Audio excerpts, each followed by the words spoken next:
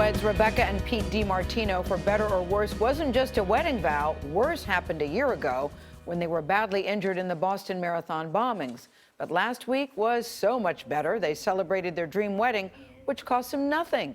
We spoke to the DiMartinos at their new home in Houston, where the couple remains Boston strong. I remember it being gray and I couldn't breathe. I looked down, I couldn't see my legs. My bones were laying next to me on the sidewalk. Rebekah DiMartino's 6-year-old son was there too. Noah was screaming, "Mommy, mommy, mommy," over and over and over again. And I could see him, I just couldn't get to him. I see his face in every nightmare that I have, that scared look that I could do absolutely nothing about. Rebekah and her son had just arrived in Boston to see her long-distance boyfriend, Pete, and to watch Pete's mom run the marathon. When the first explosion went off, they were 10 feet away. Rebekah, Pete, and Noah were rushed to 3 different area hospitals. Noah was out in 5 days, but the couple's injuries were much more severe. I had a 90% Achilles tendon tear in my right leg, multiple fractures in both of my feet, and shrapnel wounds pretty much from head to toe. After almost 6 weeks of treatment, Pete was able to go home to New York. Rebekah, who was eventually airlifted to a hospital in her hometown of Houston, would spend a total of 56 days in treatment. Recovery has been very tough. My leg was basically destroyed from my knee down. I had chunks taken out of it from the bomb. All of my bones were completely broken. I'm missing bones in my toes, my foot, and my leg.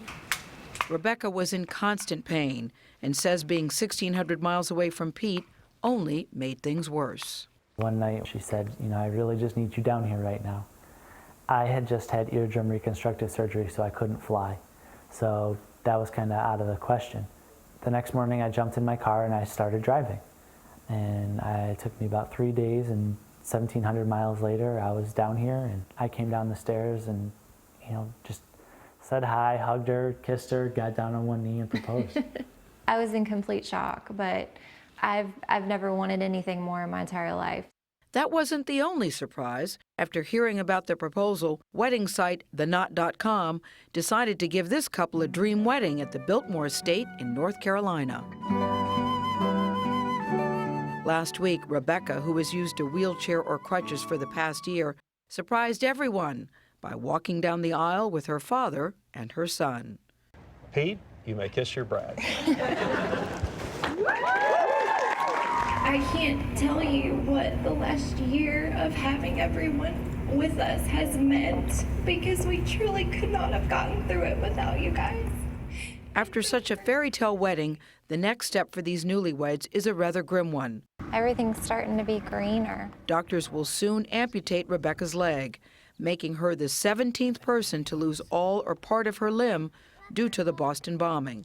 But like so many of those survivors, she says this injury will never define her. I feel like my leg is just a leg, and it's not my life. I'm a mom to a 6-year-old, and he needs me, and he wants me to be able to play with him and do the normal things again. And if amputation is going to let me do that, then absolutely, I'm so ready.